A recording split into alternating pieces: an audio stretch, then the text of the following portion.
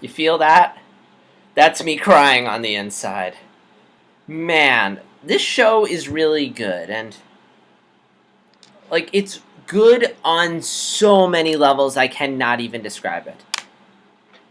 Escape from Reality is a very clever episode because it's touching on something Gravity Falls is sort of delve a lot, which is the weird and the abnormal. And we have this environment that is in just pretty much normal. No, I'm going to do. Let me start over. In Escape from Reality is basically Dipper trying to get Mabel out of the prison bubble, and wait, is there a yellow thing on my hat? No, looks like it's just the camera. Wait, there is a yellow thing on my hat.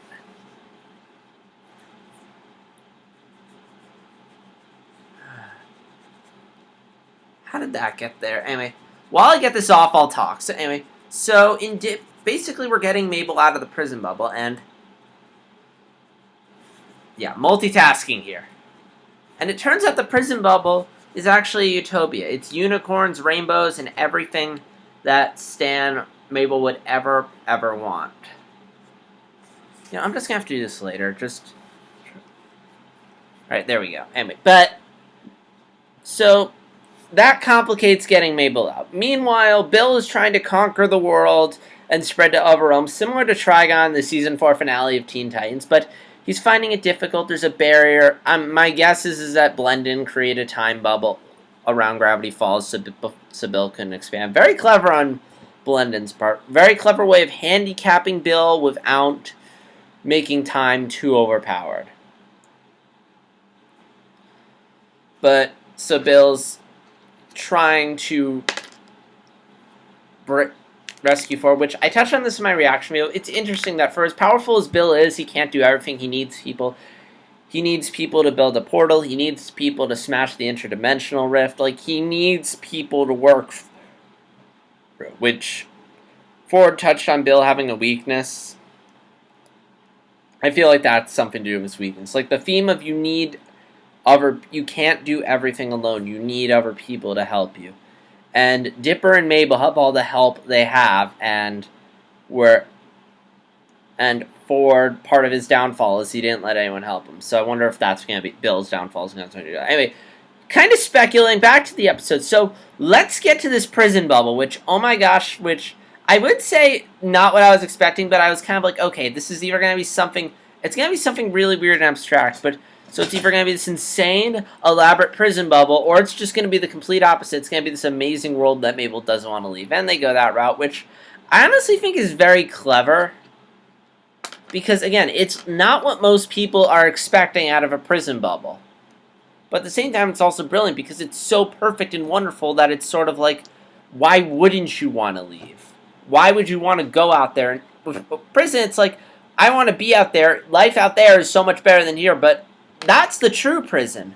Like, the real prison is, it's so wonderful, I don't want to leave and deal with anything outside of it. And I thought that was, the prison bubble was really brilliant on so many levels, not just as being the opposite of what you expect, but also, and not just for humor. I mean, don't get me wrong, there was a ton of humor, a ton of great laughs in this, like, from how the bubble is a mishmash of everything we know Mabel loves throughout the entire series. From, you know, her 2 rad boyfriends to giant puppies, everything. I mean, I need to look up the voice actors. I'm sure there were a ton of guest voices in this.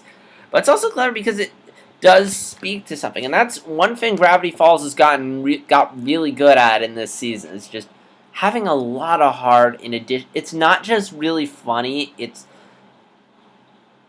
heartfelt, and it's teaching kids life lessons, which is something like kids shows. I'm trying to remember. I don't remember Etta and Eddie ever doing anything like that. Or, I'm not sure if you can hear screaming, but there's people outside. Also, I'm not wearing my t-shirt because it's freezing in here. Anyway. But yeah, it's like, I think of shows like Uncle Grandpa. Like, Uncle Grandpa is constantly trying to make you laugh, but there's like nothing there for you to care about. Even then, like, Uncle Grandpa rarely teaches you good life lessons. Oh, your teacher's, you're failing your assignment? Well, bring out a mummy and scare her into it.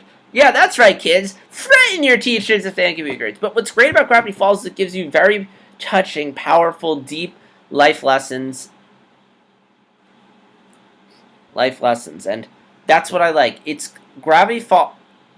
The time bubble is a manifestation for a bunch of things. Not wanting to grow up, not wanting to deal with problems, not wanting to feel the future. Just so many things. And what's brilliant is even if you don't have rainbows and ponies, it's this dilemma you can relate to. There are things we're afraid of, and sometimes there's certain things we'll do because we don't want to deal with those problems, like which are things I can relate to. I have a friend who has Asperger's, and if you don't know what Asperger's is, it makes it harder for you to deal with people socially, and it's one downside is that you aren't interested in interact. Well, you're not that you aren't interested, but it's hard for you to interact with people, and in some cases, it's people are like, I'd rather just absorb myself in books, video games, and technology because it's a lot easier to understand that than it is the real world. So in that way, you're creating a bubble because you're afraid, and I think one that I can personally relate to is just the idea of college. I mean, college is essentially a bubble. It's like, I mean, I touched on this a bit in the last video, but I'm going to be graduating in I'm a senior in college, and I'm honestly really terrified to graduate. Like, I'm scared of the real world. I'm scared, I'm sad, that all the amazing, wonderful things in college have come to an end. And I'm also sad because college is sort of a bubble. It's like its own community world separate from the real world. All my friends are nearby. I'm constantly busy, but I'm always busy doing stuff I enjoy, whether it be parties, events, classes I enjoy, all this great stuff. And the real world's not like that. I'm going to be busy doing work, which I hopefully will enjoy, but there's a good chance I might just be doing a job I might not enjoy. My friends, I live in a town in the middle of nowhere where I don't really... I have friends, but, very few friends, and not many friends that are close by. And, yeah, there's just a lot of stuff out there that I just don't want to deal with. And so I can relate to this idea of I want to stay in this bubble where I don't... in some sense, college is sort of a bubble I'm putting myself in, that's unlike the bubble that I put myself in, so I don't have to deal with any real-world problems.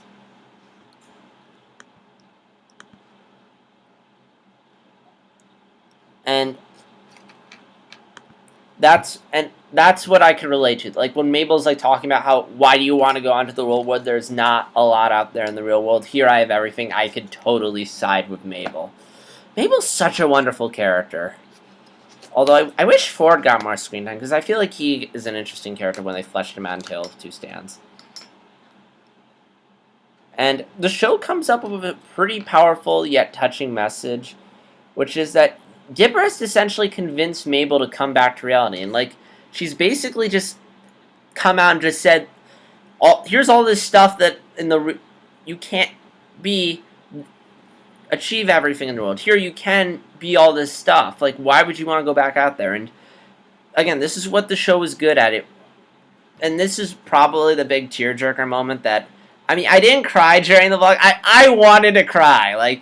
There are very few things that get me to cry. This thing, I was getting a little choked up, and I wanted to cry. But anyway, Dipper's, it sends, this very hard, but powerful message, which is that, yes, life isn't perfect, but you should face it. You need to go out and face it. It's not good to just repress yourself and ignore it. Life is gonna be hard. It's not easy, but you can get through it. There's going to be hard times, but you'll get through them.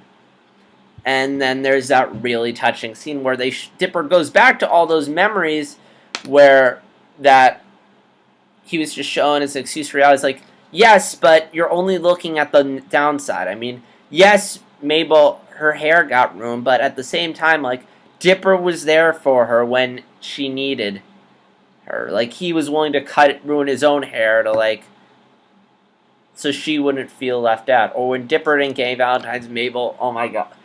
I just realized this. Mabel didn't just make him... She took all these Valentines that she got, and she basically taped him into one giant Valentine for Dipper. Like, that is so sweet. And it's basically sort of a mistation for, yeah, I mean, like, life's tough, but there are people who are there for you and willing to help you get through it. And it's, again, it's like these characters are just so touched down. I love how, I mean, I feel like Mabel forgiving Dipper for the breakup.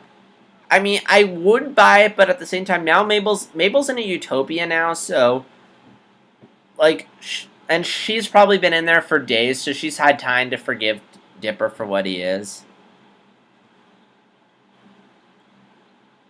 Forgive Dipper. So I'm okay then. I like how it took a while. Like, the whole episode was essentially not... It wasn't just convincing Mabel to come back to reality, but convincing Mabel that, you know, that she's willing...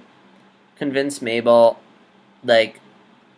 help her get through her fears and insecurities, and I thought that was really good, and it could have used a bit more time, but honestly, I felt like it really took its time and was set up, and every character was acting as if they should, although I do feel like some elements of it weren't done well. Like, I feel like Seuss seeing his father was a bit forced. I mean, I feel like Seuss sort of got over that.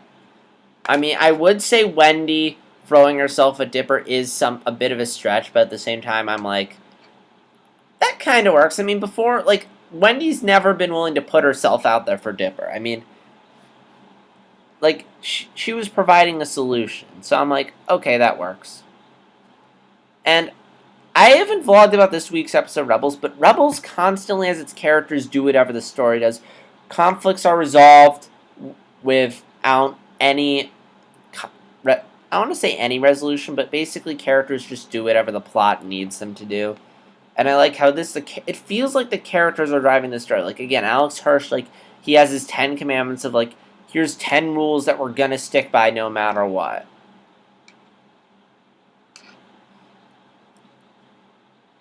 And, yeah, they escape out of the bubble, back into reality, and I love that bit where they go inside the shack. I'm like, what are they gonna find? It's like all these remaining characters, not just Stan and Pacifica. I really hope we get a Pacifica ship before the show ends. But then we also get the whatever the bear is. Like, I freaked out in the vlog when I was like, ah! So yeah, like, I'm really glad that's back, and I'm really curious to this again. Again, I feel like it's going to have something to do with working together and friendship. And I really like how we're getting a full-on hour finale. I really hope it's one of those where there's no commercial breaks, because this show deserves all the time it can get. I mean, I'm really sad to see Gravity Falls go. And Hirsch is saying it's intentional. It's supposed to represent the message of summer. Go check his Tumblr. He made a giant post about why he's canceling the show. But yeah, I really don't want Gravity Falls to end. I mean, I'm glad. I'd rather have really 2 solid seasons than have 5 seasons that are kind of ebb. But still, it's like, the show's good. Like, I honestly feel like you could get another really solid season out of it. But at the same time, I respect Alex Hirsch's decision. It's his show. He set out to do, and not many shows have a plan like his does. And I'm really looking forward to it. And hopefully it happens hopefully I'm home for it, so I can, like, you can see me in my full-on costume, and I will have my journal there. So that's all I have to say about this week's Gravity Falls. Please leave your thoughts in the comments below. Did you like this episode? Did you not? Are you excited to see it end or not? And before I go, I just want to say this. There are shows that have taken, like, 3 seasons to really find their voice. Gravity Falls, while it had its faults in Season 1, I was overall really impressed with Season 1. Like, I remember thinking to myself, wow, if this is Season 1, what's Season 2? Like, if this is their foundation, like, Season 2. And I'm glad they found its voice. It found its voice so quickly. And it's a show that I feel like, I mean, I faulted it a bit in Season 1, but I feel like if I go back and watch it, I'm going to appreciate it more. So, yeah, like, Rebels is still finding its voice. Adventure Time, it was always charming, but it took a while before it got really good. Clone Wars took a while before it got really good. Like, I'm impressed. This shows how solid this show has been all the way through, and that's all I have to say for now. So until the next and unfortunately final Gravity Falls vlog, this is JStar260, and I'll see you guys in the next video. Until then, take care. And don't stay in a time bubble. It's terrible for you. Goodbye.